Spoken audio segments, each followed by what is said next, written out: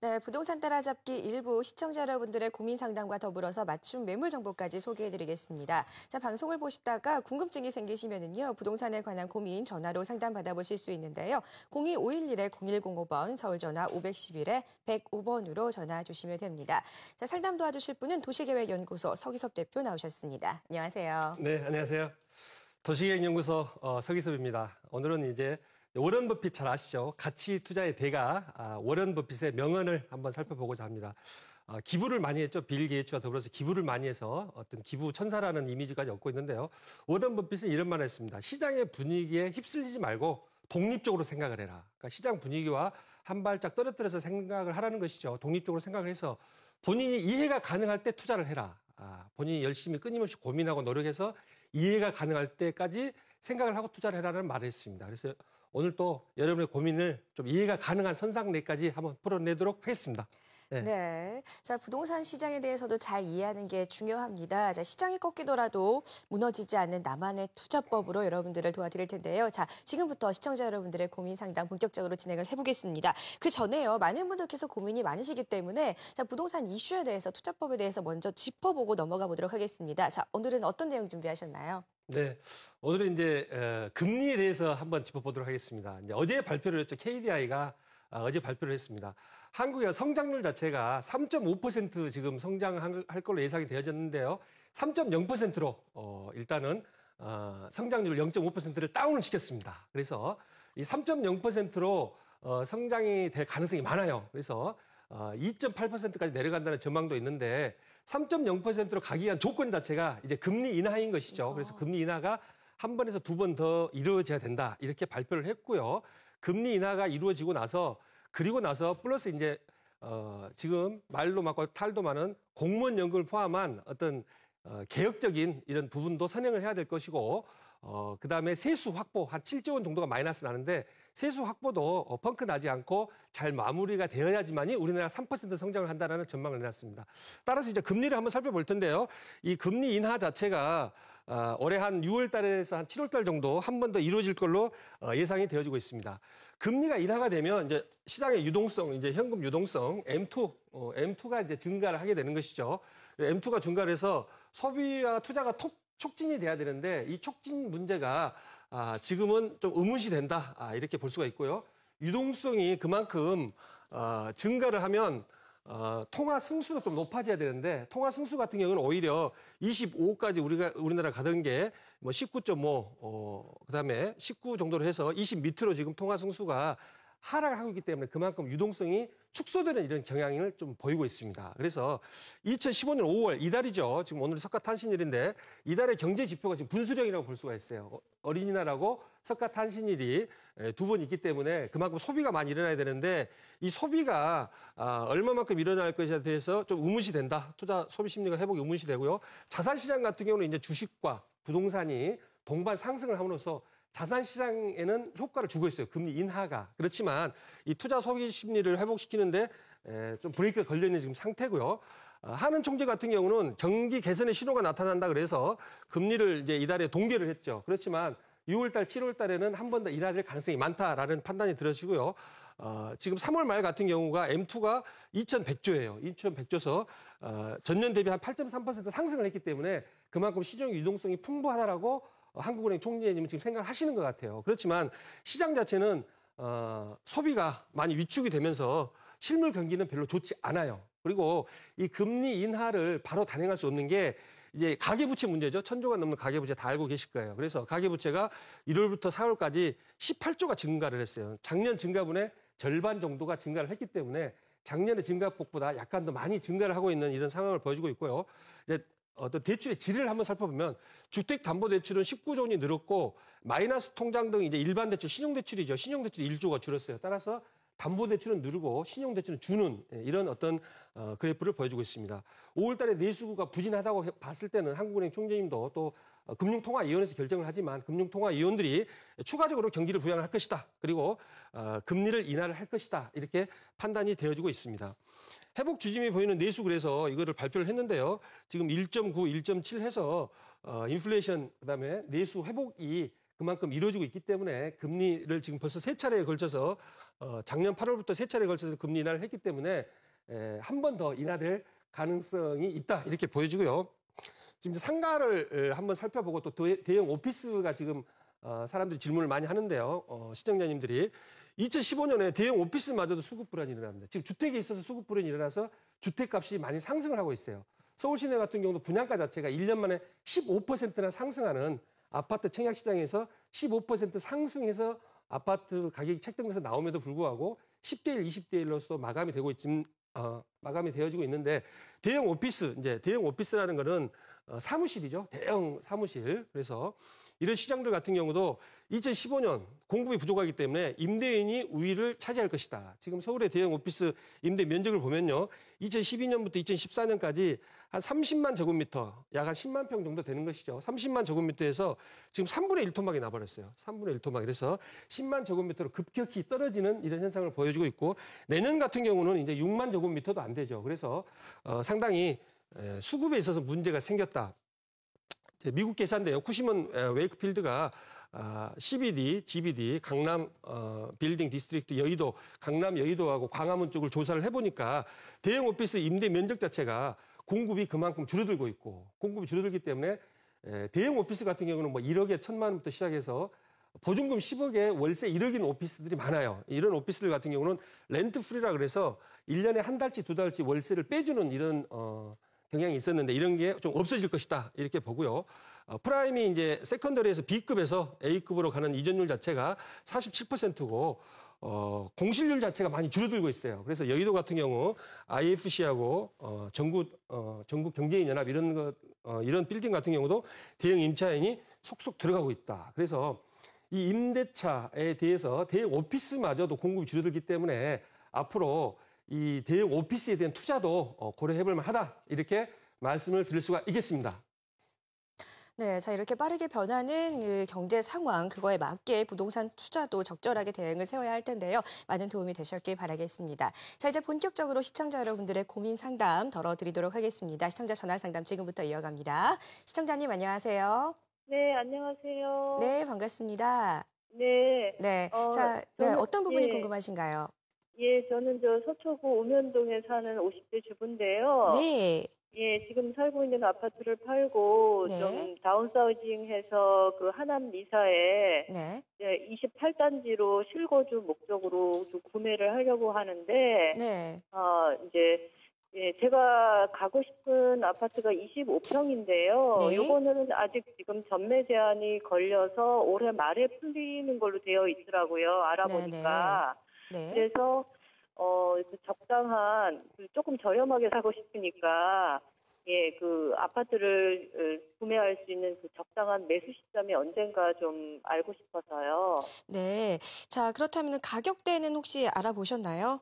예, 어느 정도 생각을 하고 계세요? 가격대는 지금 실제로는 합법적으로는 지금 매매가 이루어지지 않고 있는데 네. 그 카페 같은 데서 보니까 뭐 자기들 말로는 뭐 프리미엄이 뭐 1억이 붙었다 그러는데 실제로 이게 분양가는 3억이 조금 안 되는 거였거든요. 네. 예, 그러니까 실거래가는 지금은 알 수가 없을 것 같아요. 네, 자 알겠습니다. 자 서초구 네네. 읍면동의 아파트를 처분을 하시고 미사 강변도시에 네네. 새롭게 면적을 네네. 줄여서 가신다고 하셨는데 자 어떻게 하면 좋을지 한번 앞으로의 전망까지 한번 알아봐 드리겠습니다. 네. 네. 네, 안녕하세요, 신혜님. 네, 안녕하세요. 네, 목소리 좋으십니다. 고맙습니다. 28단지 가보셨어요? 가보지는 않고 제가 강일동하고 요 하남 미사 요 근방에서는 좀 오래 살았거든요. 그러셨어요? 예. 그 차 타고 지나가 보기는 했어요. 요새 이제 아파트 짓고 나서는 안 가봤고요. 예. 예. 그 지금 25평 말씀하셨는데 네네. 30평하고 33평은 전매 제한이 풀려가지고 지금 정상적으로 거래가 되고 있죠? 예, 그거는 거래가 되고 있더라고요. 지금 전매 제한이 지금 4년에서 3년으로 지금 단축되어서 거래가 네. 되는데 25평만 4년으로 지금 묶여 있어요. 네네, 그렇죠. 알고 계시죠? 예, 그래서 예. 3억이 좀 안 되게 분양됐는데 지금 시세가 한 3억대 중반 정도 아마 갈 걸로 지금 예상이 되어지고 있어요. 네네. 3억대 중반인데 네. 입주를 하고 나면 제 생각에 4억은 더 넘게 갈 것 같거든요. 그래서 네. 이 미사 강변도시에 대해서 전체적으로 한번 설명해 드리겠습니다. 이 네네. 입지 자체가 미사리 조정 경기장 이게 바로 옆에 붙어 있는 거 이 단지 말씀하시죠? 네네네. 예. 이 미사리 조정 경기장도 가깝고 그다음에 네. 여기 혹시 지하철 5호선 들어오는 거 알고 계세요? 예. 이게 보니까 제가 제일 좋아하는 단지인 것 같아요. 아, 그래요? 여기서 제일 가깝고 옆에 뭐 초등학교, 중학교가 이렇게 둘러싸고 있어서 예, 예. 예, 그래서 근데 실거주로는 예, 제일 마음에 들어서. 당일지구에서 여기 예. 보면은 이쯤에서 이 단지에서 한 5분 정도 걸리는 거리에 아마 미사역이 생길 거예요. 네네네. 예, 그리고 하남 시청을 해가지고 이제 검단산까지 가는 건데 네. 예, 이 단지 같은 경우는 입지 자체가 상당히 좋아요. 그래서 다 아시다시피 이 단지를 조금 더 들어가 보면 네. 이 단지가 미사리 이제 조정 경기장 바로 옆에 있는데 네. 이 단지 같은 경우가 이게 안 되네요.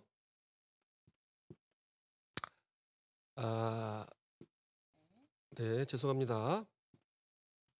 그래서 이 단지를 한번 살펴보면 이 미사리 조정 경기장하고 같이 이제 붙어 있는 이런 단지인데 이 단지 미사 강변도시 세대 수 자체가 한 2만 6천 세대 정도 돼요.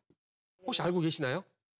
그거까지는 제가 모르고, 예. 어마어마하게 큰 신도시급이라고. 네, 그렇습니다. 그렇게, 그래서 예, 말씀하시는 건 들었어요. 이제 작년에 이게 입주를 했거든요. 28단지가. 작년 같은 경우가 3,300세대에서 한 3,000세대 입주를 했고요. 올해 같은 경우가 7,000세대 입주를 해요. 7,000세대. 네. 7,000세대 입주를 하고 내년에 2014, 2015 내년에 한 10,000세대 입주를 합니다. 2016년에 한 10,000세대 정도 되는 거고요. 2017년 같은 경우도 거의 10,000세대 가까이 되는 것이죠. 그래서 2016년에서 2017년까지 해가지고 물량 공급이 너무 많이 있는 이런 그 단지예요. 그래서 단기적인 차익보다는 장기적으로 실거주 목적으로 2020년 이후까지 끌고 가신다고 하면 올 한 11월, 12월 달에 이제 전매 제한이 풀릴 거예요. 네. 전매 제한이 풀리면 그때 구입하셔도 될 것 같습니다.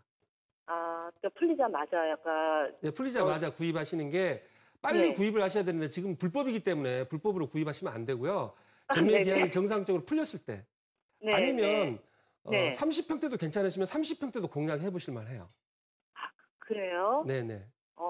그러면은 제가 이제 이렇게 방송을 보면은 이게 물량이 많이 풀리니까 뭐 이제 조금 많이 몰릴 때 하면은 조금 저렴하지 않을까 해서 제가 전화를 드렸는데 그냥 지금이 풀리자마자가 더 좋겠다고 보시는 거죠? 근데 빠르면 빠를수록 좋다는 거죠. 아니면 한 2017년까지 기다렸다가 하셔도 되는데 2017년에 2015년하고 2016년에 가격 상승폭이 이루어졌는데 2017년에 그만큼 내려가지는 않아요.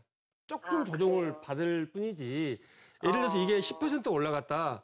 그럼 한 2, 3% 내려가지. 이게 다시 10%가 내려가지 않는다는 것이죠. 그래서 그렇게는 안 내려간다고요? 제가 봤을 때는 이게 1,200만 원에 3.3제곱미터당 1,200만 원에 분양을 했는데 현재 지금 한 3억대 중반이면 1,400만 원 정도 가는 것이거든요. 2,400만 원 정도 가는데 이게 1,600에서 1,700만 원까지도 3.3제곱미터가 올라가게 되는 것이에요. 여기서 여기까지 한 5천만 원 정도 되고 5천에서 한 7천만 원 정도 더 한 올라갈 수 있는 이런 어떤 조건이 될 수가 있다라고 말씀을 드릴 수가 있어요.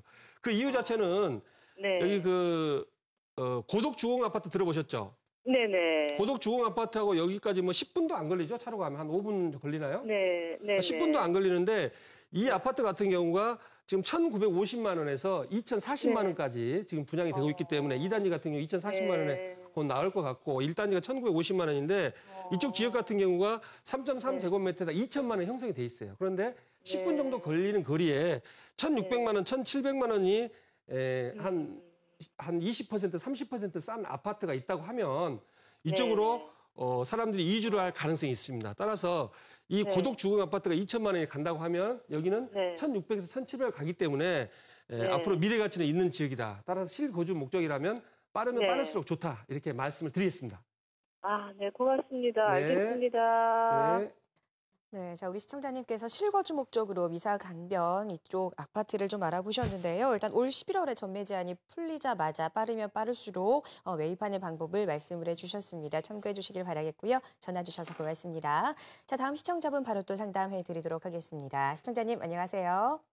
네, 안녕하세요. 네, 반갑습니다. 예. 네, 자, 우리 시청자님께서는 어떤 부분이 궁금하신가요? 네, 저기 지금 미아동에 네, 거주를 하고 있는데 네. 평수가 작아요. 그래갖고 단독 이거를 주택이신가요? 네, 단독이에요. 네네.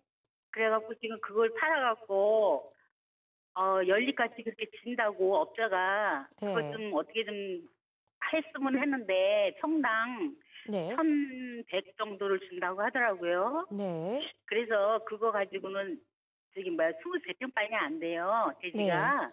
그래서 그거 가지고는 어디 가서 저희가 집을 또 얻을 수가 없을 것 같아갖고 지금 팔아야 되는 건지 네, 어떻게 돼야 그러면은 되는 건지. 언제쯤 얼마에 좀 매입을 하셨나요?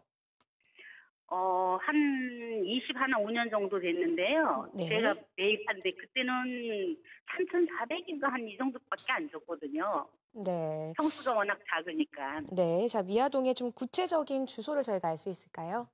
예, 미아동 128에 14호예요.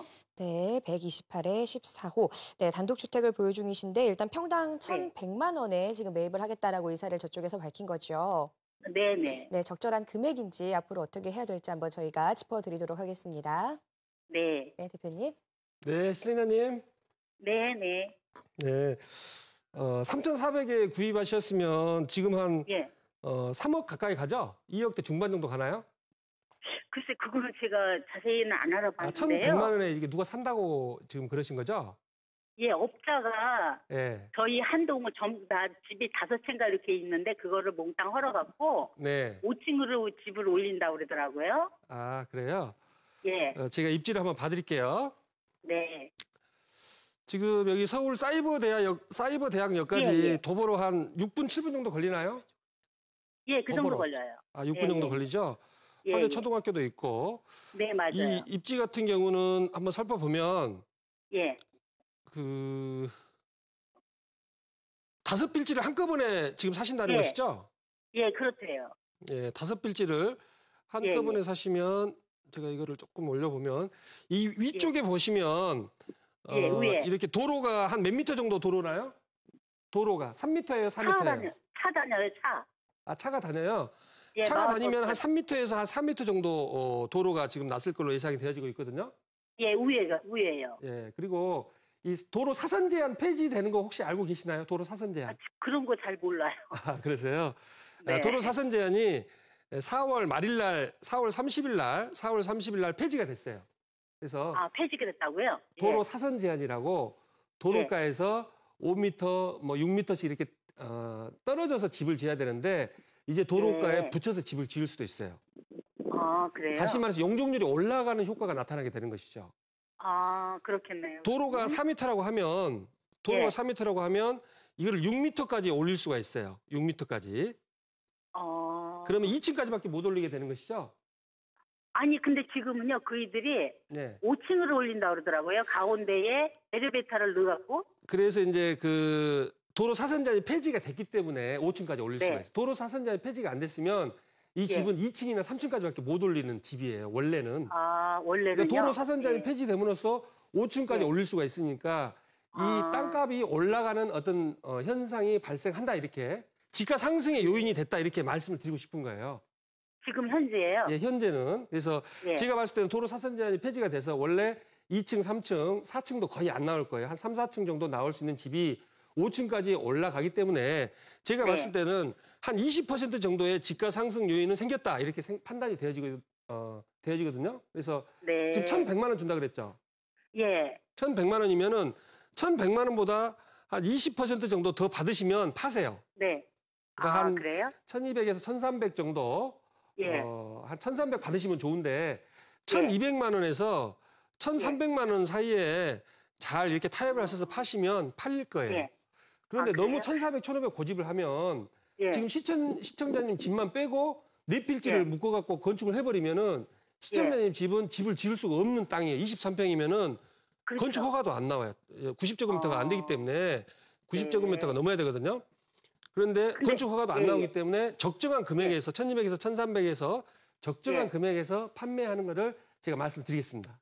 근데요. 네. 저기 거기다가 18평짜리를 진다고 해서 네. 그러면 18평짜리를 제가 하나 닫으면은 네. 그러면 어떻게 써요? 18평짜리면은 제가 봤을 때 전용 면적 18평이면은 이쪽 지역에서 한 2억대 중후반 갈 것 같은데. 예, 그렇게 간다고 하는 것 같더라고요. 그렇죠. 그러면 이거 23평이니까 23평 곱하기 1,300만 원 하면은 이게 3억이 넘죠? 아, 그렇게 되겠네. 네. 그러니까 한 2, 3천만 원 정도 받으시고 2, 3천만 원 정도 받으시고 18평짜리를 받으시면 될 것 같습니다.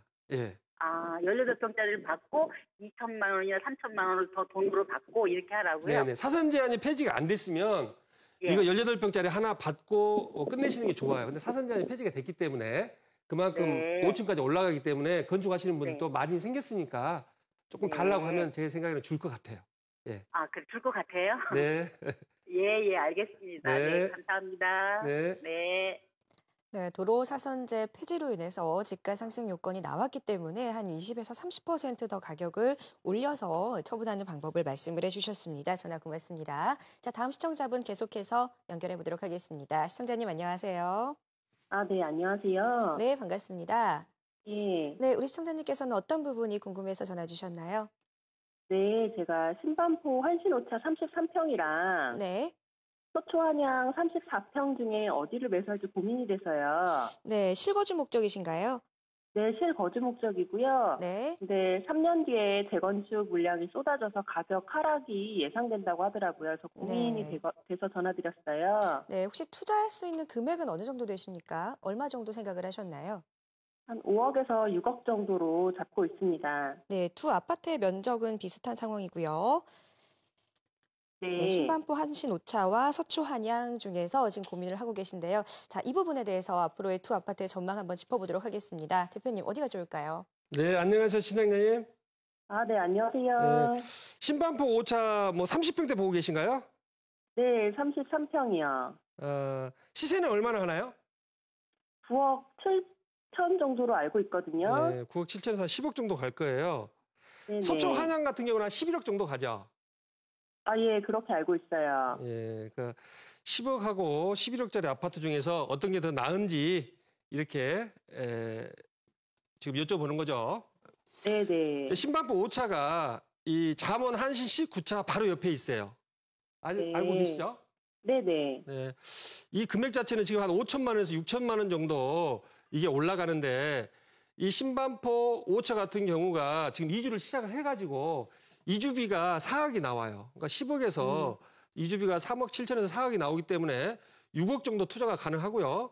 이 밑에 이제 고속터미널 밑으로 보면은 고속터미널 밑에 이 반포역 밑쪽으로 해서 이쯤에 지금 한양 아파트, 서초 한양 말씀하셨죠?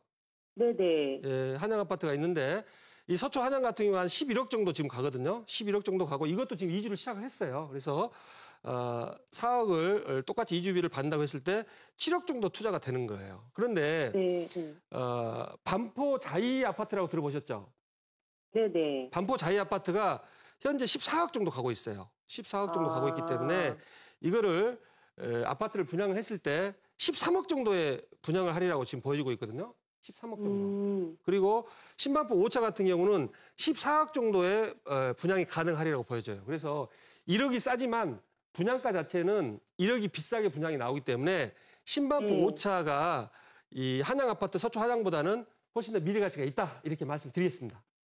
아, 네. 네, 추가적인 질문 있나요? 아니요, 없습니다. 감사합니다. 네. 네, 앞으로의 분양가를 고려해 본다면 신반포 5차가 한양 아파트보다 더욱더 분양가가 더욱더 높게 평가가 될 것 같다라는 말씀과 함께 그쪽으로 선택을 해주셨습니다. 참고하시길 바라겠고요. 전화 감사합니다. 자, 이렇게 해서 전화 상담까지 모두 진행을 해봤습니다. 자, 상담 받지 못하신 분들의 부동산 투자를 돕기 위해서 서기섭 대표께서 또 무료로 세미나를 여신다고 하는데요. 제가 잠시 안내를 해드리겠습니다. 자, 주제는요. 2015년 신부동산 투자 전략과 투자 유망 지역에 관한 내용입니다. 매주 수요일 오후 2시에 진행되고요. 서기섭 대표가 진행합니다. 신논현역 1번 출구에서 진행되고요. 문의하실 분들은 02511-0105번으로 접수하시면 선착순 30명 예약 받고 있습니다. 네, 자 이렇게 해서 지금까지 상담과 이슈에 대해서 짚어봤습니다. 도시계획연구소 서기섭 대표와 함께했습니다. 말씀 고맙습니다. 네, 고맙습니다.